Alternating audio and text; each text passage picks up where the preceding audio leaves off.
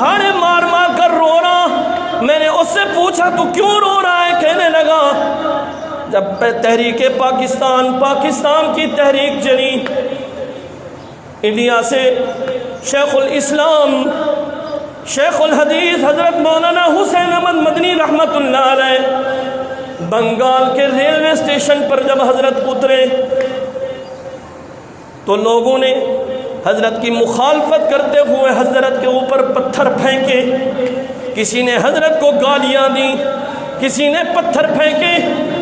لوگوں نے حضرت کو بہت بچایا۔ یہ آدمی کہنے لگا میں نے حضرت پر پتھر بھی پھینکے اور اللہ نے مجھے سے یہ غلط کام کرایا کہ میں نے جسم کے کپڑے اتار کر ننگے ہو کر حضرت کے سامنے ناچا۔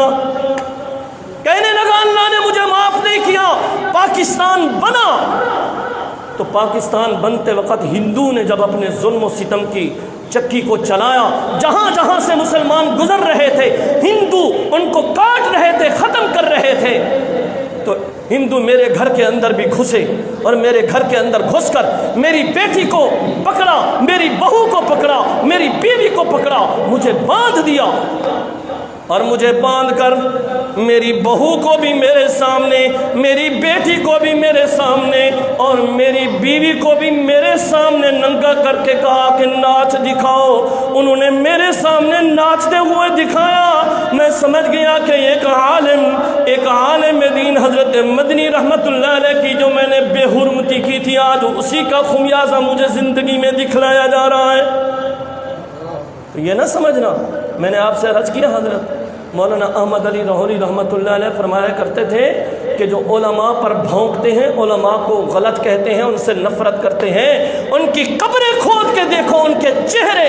قبلے سے پھرے ہوئے ہوں گے اور ان کی قبر جہنم کا گڑھا بنی ہوئی ہوگی، کیونکہ ظلم اللہ معاف نہیں کرتے۔ یہ واحد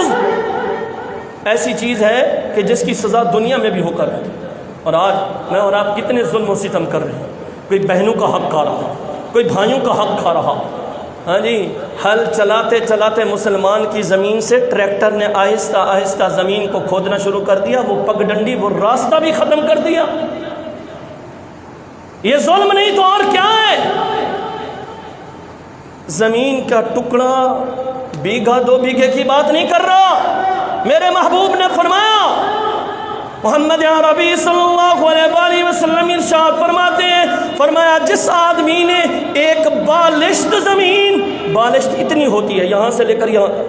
ایک بالشت زمین دنیا میں ناحق کسی کی دبائی، فرمایا کل قیامت کے دن پروردگار ساری کائنات کے سامنے اس کو لائیں گے اور اتنے حصے ساتوں زمین کے ٹکڑے نکال کر اس کے گلے کا توق بنا کر اس کو جہنم کے اندر ڈال دیا جائے گا۔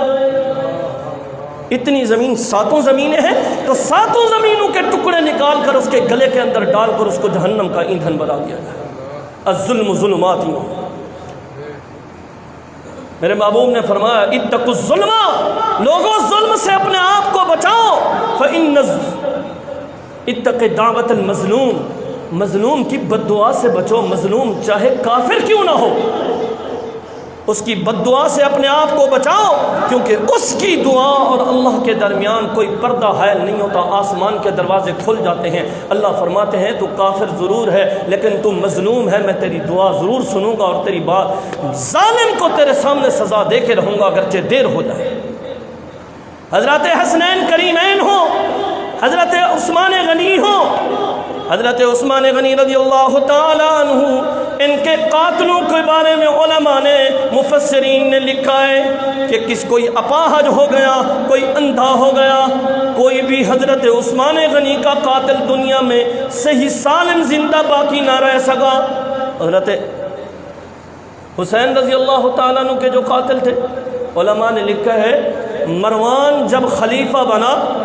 عبید ثقفی کوفہ کا جب گورنر بنا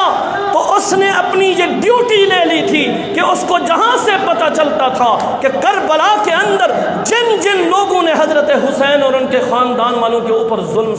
کیا ہے، ان کو ستایا ہے، قتل کیا ہے، زخمی کیا ہے، وہ ان کو پکڑ پکڑ کر قتل کرا دیتا تھا اور ان کو بازوں کو تو زندہ گدھے کی کھالوں کے اندر ڈال کر ان کو